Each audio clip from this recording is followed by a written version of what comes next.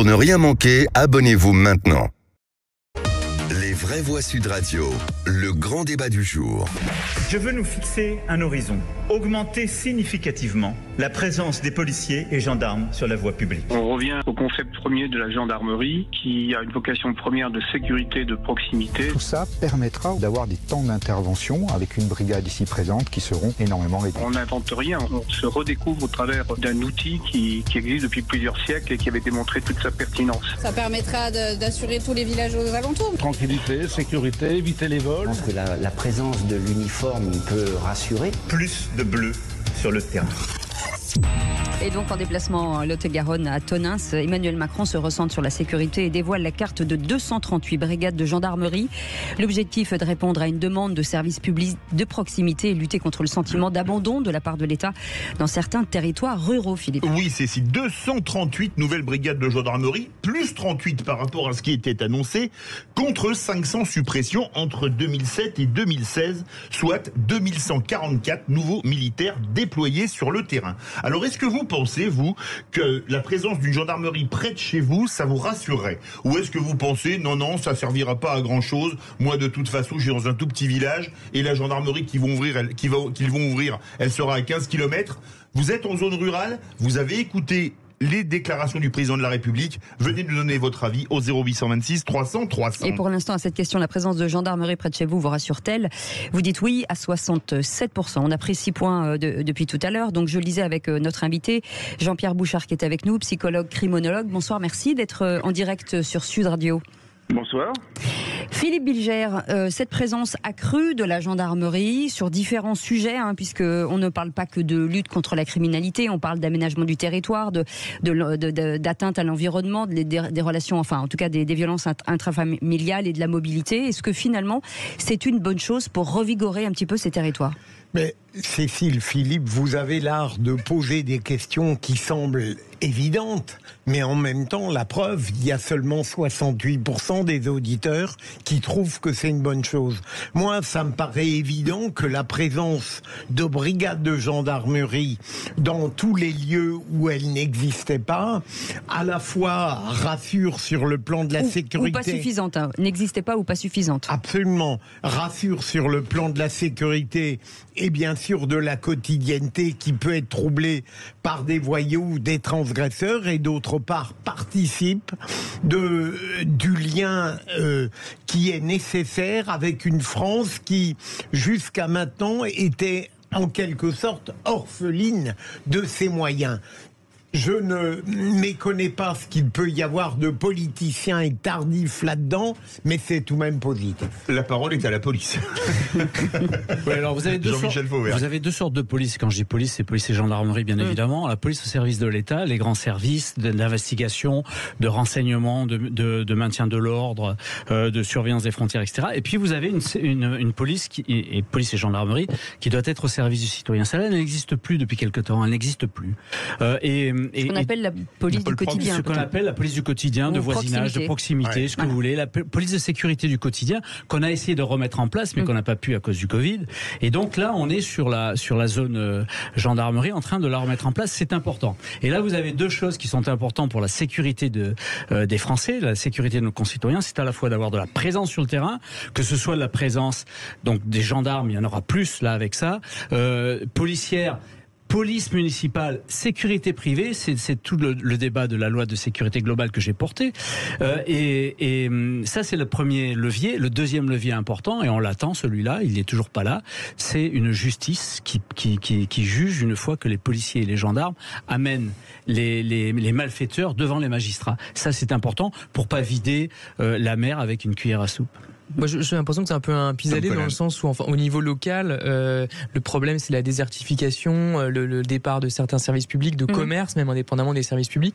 Donc, c'est des endroits où bien souvent, à la fois l'État et, disons, les besoins, les services essentiels ne sont plus là. Moi, je fréquente pas mal d'endroits comme ça qui sont à la périphérie de villes plus importantes ou de villes moyennes. C'est des gens ensuite qui sont paumés très vite pour pouvoir aller faire des démarches administratives, pour pouvoir aller chez le coiffeur, chez le médecin, etc., etc. Donc je suis pas sûr que ce genre de mesures change grande chose au phénomène beaucoup plus global qui est celui de la concentration dans les métropoles et donc d'une partition toujours plus grande entre deux France, la France des villes et la France des campagnes ou des zones périurbaines. Jean-Pierre Bouchard, psychologue et criminologue, forcément, quand on annonce un statut, enfin en tout cas des gendarmes en masse dans les territoires, il y a un sentiment de sécurité peut-être qui est important pour les régions. Oui, c'est important parce que la gendarmerie, il faut le rappeler, c'est en gros la police des campagnes et des petites agglomérations, et pas des grosses agglomérations où là il y a la police que l'on connaît, nationale. C'est important parce que beaucoup de brigades ont fermé, partiellement ou totalement. Donc il y a des trous énormes au niveau des forces de l'ordre et de la gendarmerie. Donc c'est très important parce que ça va créer de la proximité, comme ça a été dit, sur tout ce qui est sécuritaire. C'est aussi une source d'information pour pas mal de gens. Et ce qu'il faut savoir, c'est aussi ce qu'on a tous constaté, c'est que les décennies passant, la population des campagnes a beaucoup changé. Avant, c'était une population d'agriculteurs et de leurs familles qui, globalement, étaient accaparés par leur travail, avaient des valeurs fortes, étaient des gens honnêtes. Ce n'étaient pas des délinquants d'habitude. Et ces agriculteurs se sont raréfiés, leurs familles aussi. Et on a une mutation dans certaines campagnes de la population. Et surtout, on a un déplacement dans les campagnes de gangs de délinquants ou de délinquants des villes qui viennent faire leurs affaires dans les campagnes. C'est pas les agriculteurs qui se mettent d'un coup à cambrioler ou à trafiquer, etc. Donc c'est très important qu'il y ait de la gendarmerie en plus dans ces zones où il y a ces problèmes sécuritaires. Jean-Pierre Bouchard, avant de redonner la parole aux vraies voix, je vais faire un clin d'œil, ça va faire plaisir à Jean-Michel Fauvergue. Quand j'ai entendu parler de ces brigades mobiles, ça m'a rappelé un peu Clémenceau et les brigades du Tigre. Vous voyez, monsieur Clémenceau, vos flics maintenant sont devenus des cerveaux de la complainte des Apaches. Est-ce qu'on ne redécouvre pas les brigades mobiles, 120 ans plus tard ? Écoutez, on va le voir. Moi, je trouve que c'est bien d'avoir des gens fixés sur zone et puis d'avoir de la mobilité pour certains, j'imagine, pour faire des renforts, pour faire des interventions. Alors, quand il a été dit que ça allait être une force importante, ça va dans le bon sens, mais c'est pas très important. N'oublions pas que nous avons 5 départements en France. Le territoire donc de l'Hexagone est très grand. Les dom-toms sont aussi compliqués à couvrir. Donc ça va dans le très bon sens. Et si ça pouvait continuer, ce serait une bonne chose. C'est-à-dire cette extension de la gendarmerie, y compris dans sa version mobile. Il faut bien voir que ça va prendre du temps. Tout cela, je ne sais pas à quelle échéance. Absolument. Et on ne peut comparer ça avec l'hostilité qui est manifestée lorsqu'on veut installer des prisons dans les parages de certains lieux. Les mêmes qui en réclament n'en veulent plus lorsqu'elles commencent à se concrétiser. Les brigades de gendarmerie, c'est un corps qui est aimé tout de même par la France de bon sens et c'est fondamental. Mais encore une fois, il ne faudrait pas que ça se substitue. Si la logique globale, c'est de donner des services de proximité, il ne faudrait pas quand même limiter le débat à la question sécuritaire, qui a évidemment toute sa place, mais qui n'est quand même pas la seule question lorsqu'on est dans un territoire rural. Oui, mais la sécurité, c'est la sécurité routière, la sécurité intrafamiliale. La sécurité arrive aussi sur pas mal de... Être dans un coin où vous avez encore une fois pas de service public, en dehors donc par hypothèse de ces équipiers, enfin de cette brigade de gendarmerie qui reviendrait, si vous n'avez pas de commerce, vous avez vraiment aucun lien avec le reste de la France, le reste des villes. Si c'est uniquement l'aspect sécuritaire qui est redéployé, je trouve ça un peu dommage ou incomplet, quoi. Je suis toujours inquiet quand j'entends sécuritaire. Moi, Jean-Michel Fauvergue.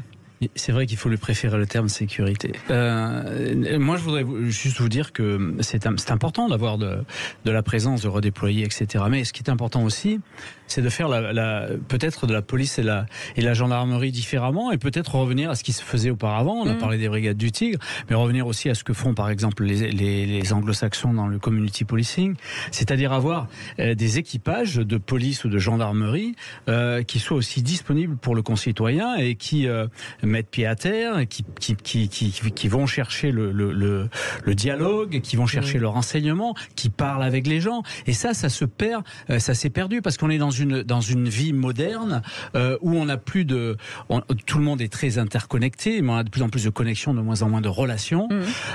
Et le jeune policier ou le jeune gendarme, de la même manière. Lien social peut-être. De la même manière. Donc c'est un lien social. Il faut qu'ils mettent pied à terre et qu'ils aillent parler avec les uns avec les autres. C'est vrai, mais je pense qu'il ne peut pas remplacer, par exemple, un officier, un agent, de sécurité sociale, de la mairie, etc. C'est pas le but. Mais est-ce qu'on ne va pas leur donner après des rôles qui dépassent largement leur mission première? Moi, ce qui me paraît ils n'auront pas les moyens d'aller au-delà. C'est que ce soit seulement aujourd'hui qu'on mette en œuvre ces évidences.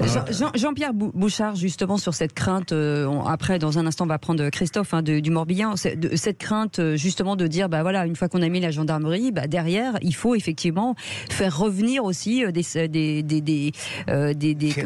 centres-villes, des magasins, redonner une vie aussi.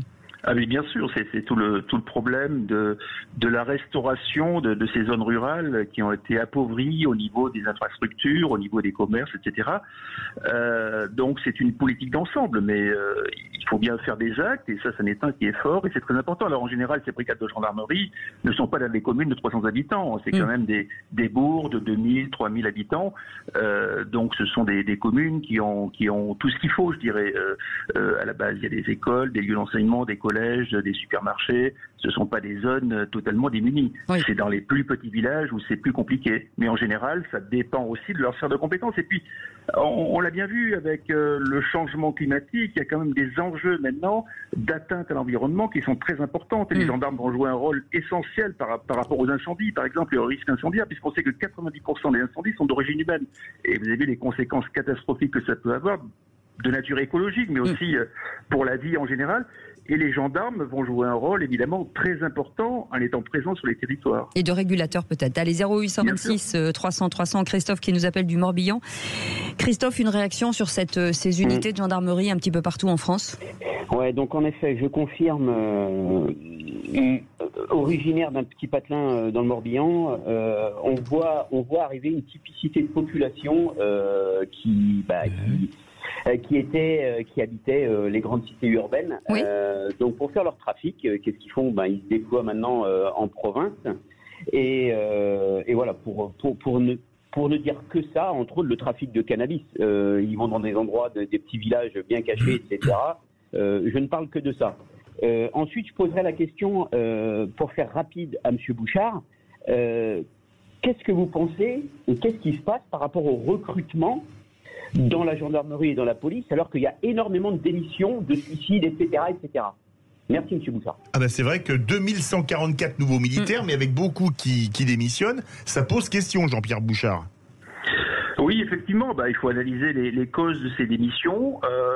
Je pense que les gens qui sont au contact et qui encadrent les manifestations, qui sont régulièrement insultés, agressés, etc., c'est quelque chose qui les atteint psychologiquement de façon forte et répétée. Je pense que le gendarme de campagne classique n'a pas les mêmes sources de stress et lui, statistiquement, il devrait démissionner beaucoup moins. Après, il faut analyser ces causes-là et faire en sorte que les DRH donc de la gendarmerie gère ça, parce que ça se gère. On peut faire tourner les populations professionnelles, les affecter ailleurs, etc., etc. Mais le directeur général de la gendarmerie, la gendarmerie est en train de se reformer. On sent que les choses, se restructurent sur pas mal de sujets. Jean-Michel Fauvergue. Vous voulez réagir? Oui, c'est un vrai problème. Et effectivement, notre auditeur, c'est quoi son prénom? Notre auditeur, c'est Christophe. Christophe a raison. Cri-cri. Vous avez atteint un degré d'intimité. Il a raison il a raison dans ce qu'il a dit. On est dans une période où on a du mal à recruter, surtout police, mais aussi gendarmerie, où on a du mal à garder les effectifs qui, dont certains s'en vont sur les polices municipales, beaucoup. Et effectivement, on a un vrai problème là-dessus. Alors dire que les DRH en feront leur affaire, moi je ne le crois pas, parce que c'est un problème général. On a non seulement on n'est pas à l'aise pour recruter dans la police, dans la gendarmerie, mais chez les infirmières, chez les greffiers, partout, chez les enseignants, les profs, les magistrats, etc. Donc on est face à une vraie problématique. L'État continue à déployer sa stratégie là-dessus, mais effectivement, derrière, il va falloir pouvoir recruter. Je ne suis pas persuadé qu'on puisse recruter. Peut-être que là, Jean-Michel, les territoires étant très vastes pour les gendarmes, le fait d'avoir des territoires plus réduits, c'est moins de fatigue et moins de kilomètres et moins de pénibilité, entre guillemets. Oui, sans doute. Donc on travaille sur la pénibilité, bien sûr, que ça sera le travail du gendarme en milieu rural est pas le même que le travail du même gendarme en périurbain, où effectivement il a les mêmes problématiques que la police nationale. Ouais. Tout à fait. Ça sera peut-être plus serein, mais ça sera plus intéressant aussi d'avoir ce contact avec la population. Je voulais juste dire aussi que pour ce qui est des services publics, il y a aussi une création continue de maisons qui s'appellent les maisons France Service et qui sont là pour qui font un peu tout, la poste, les impôts, etc. C'est une alternative. Mais c'est que pour motiver les troupes, si j'ose dire, le problème, c'est notamment quand même la paupérisation de certains agents publics. Alors pas tous, mais c'est vrai que chez les profs, chez les infirmières, on en parle assez souvent. Sur le cas des policiers, je connais pas précisément, mais j'imagine qu'il doit y avoir aussi des problèmes de ce type. Et donc, d'ailleurs, ensuite, le problème de recrutement concerne aussi d'ailleurs le privé. Sauf que le privé peut être un peu moins concerné par les questions justement de rémunération rigide, ce qui a par définition une souplesse potentiellement plus grande. Donc ça, c'est quand même la vraie question. Le contexte, vous savez peut-être que Bruno Le Maire a confirmé, notamment hier, je crois, que les prix, entre guillemets, qui ont beaucoup augmenté récemment, allaient rester à ce niveau-là, ils vont pas revenir en arrière. Effectivement, on l'avait un petit peu compris nous-mêmes déjà de toute façon. Donc ça aussi, ça rentre dans la balance. Oui. Dernière question, Jean-Pierre Bouchard. Justement, ce maillage territorial de la gendarmerie, est-ce que finalement, ça va pas nous permettre, en tout cas permettre au gouvernement d'avoir des remontées d'informations plus intéressantes et peut-être au plus proche du terrain? Bien sûr, les gendarmes généralement restent suffisamment longtemps sur les territoires pour connaître les maires, les élus, les familles et ont un rapport de proximité qui leur permet de remonter de l'information sur l'ambiance générale des territoires, mais aussi sur ce qui n'irait pas, évidemment. Merci beaucoup Jean-Pierre Bouchard d'avoir été avec nous. Oui, c'est pour rebondir rapidement, très vite. Allez-y. C'est pour ça que ce déploiement est intéressant et le voisinage, la police de voisinage, de proximité, de sécurité du quotidien, comme vous voulez, vous l'appelez comme vous voulez, mais de présence sur le terrain, est importante pour deux raisons. D'abord, pour faire baisser le sentiment d'insécurité. Quand vous parlez avec les gens, vous êtes en bleu, vous parlez avec les gens, vous les rassurez. Et la deuxième chose, c'est pour récupérer du renseignement opérationnel. Et parce que Philippe David est en bleu, il vous rassure, vous? Non, je vous rassure pas. Non, vous me rassurez pas.